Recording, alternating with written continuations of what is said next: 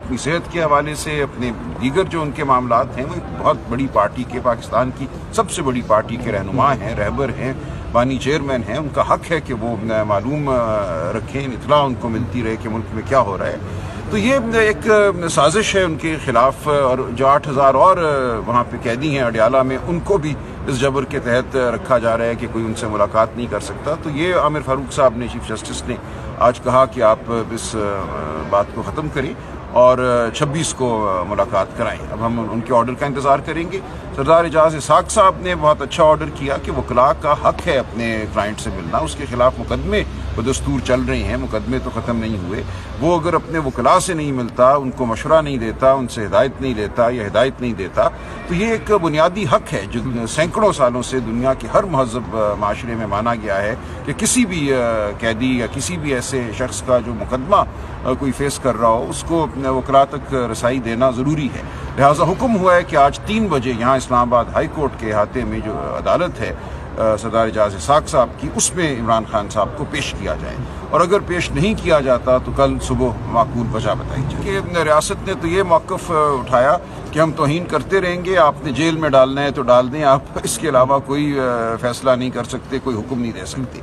तो ये देखें, जो इस मुल्क में बिल्कुल एक खुली अब अदालती निज़ाम की, कानून की खिलाफ वर्जी हो रही है, ये उसी का एक शाखसाना था कि खड़ी होकर रियासत ये कहे कि हम हुक्म उदूली करेंगे, जेल में डालना है तो डाल दें। ये आज मौक़िफ़ था रियासत पाकिस्तान का। देखिए, अडियाला जेल में जितने भी कैदी इस्लामाबाद हाई कोर्ट के यहाँ जो वफाकी अदालतें हैं, उनके हुक्म के तहत जाते हैं, उस पर हमारे फैसले मौजूद हैं अदालतों के कि वहाँ उस हद तक अडियाला जेल जो है वो फेडरल जुरिस्डिक्शन में है।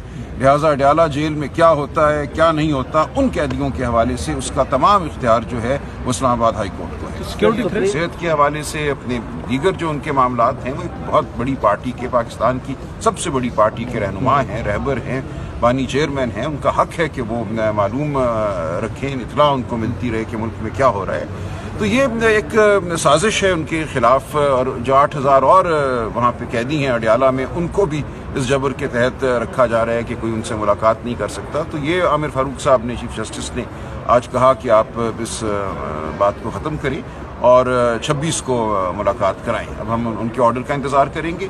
सरदार एजाज इसाक साहब ने बहुत अच्छा ऑर्डर किया कि वकला का हक है अपने क्लाइंट से मिलना। उसके खिलाफ मुकदमे बदस्तूर चल रहे हैं, मुकदमे तो ख़त्म नहीं हुए। वो अगर अपने वकला से नहीं मिलता, उनको मशवरा नहीं देता, उनसे हिदायत नहीं लेता या हिदायत नहीं देता, तो ये एक बुनियादी हक है जो सैकड़ों सालों से दुनिया के हर महज़ब माशरे में माना गया है कि किसी भी कैदी या किसी भी ऐसे शख्स का जो मुकदमा कोई फेस कर रहा हो, उसको वकला तक रसाई देना ज़रूरी है।